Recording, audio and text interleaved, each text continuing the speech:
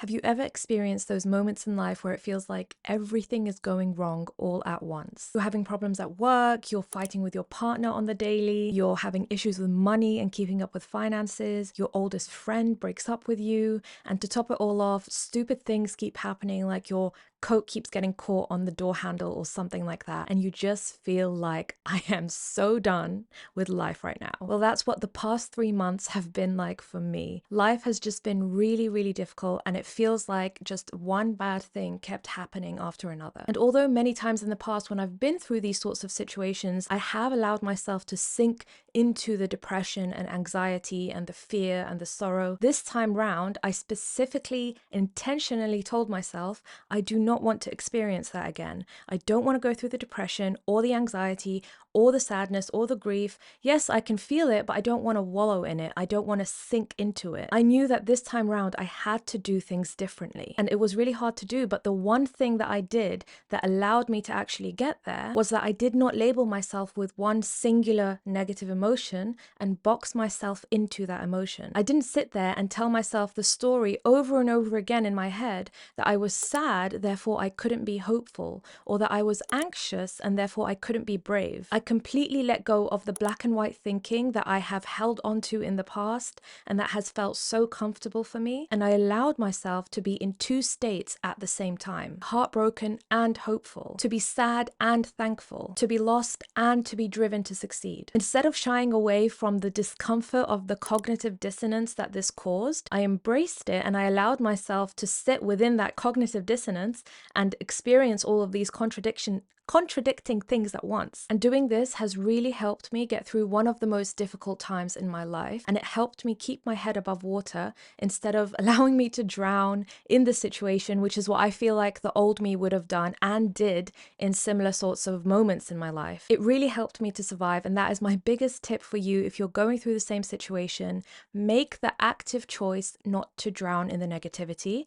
Allow room for the positivity and let them both exist at the same time. Learn how to embrace them both at the same time. As with many things in life, this is obviously much, much easier said than actually done. And when we're faced with these really difficult moments, usually we don't have the capacity to sit there and think clearly and deeply about complex topics like cognitive dissonance. So that's why, just like with any skill you have to learn, you have to practice it before you actually need it. If you're a basketball player, you're obviously not going to go to your first game and just start shooting hoops. That's super cringe. I don't even know if you say that. You don't just go to your game without practicing first. So why should it be any different for emotional skills and things like that we need to use day to day? So in your day to day, when you are feeling okay, the way you can do this is just find small moments where you may feel cognitive dissonance and bring your awareness to it and try and embrace both the action that you're doing and the way that you feel about it. So an example of this is if you're eating a donut, but you're actively thinking that you need to reduce your calorie intake, then that is cognitive dissonance because you're eating a high calorie, low nutritional value sort of food, but at the same time you want to be healthy. So in that moment, try and embrace the fact that, hey, it's actually okay if I just eat this donut right now because it's also not healthy to be super restrictive with my diet, and I don't need to let the discomfort of this ruin my day or ruin my week or, ruin my mood. And as you practice dealing with contradictory thoughts and behaviors and emotions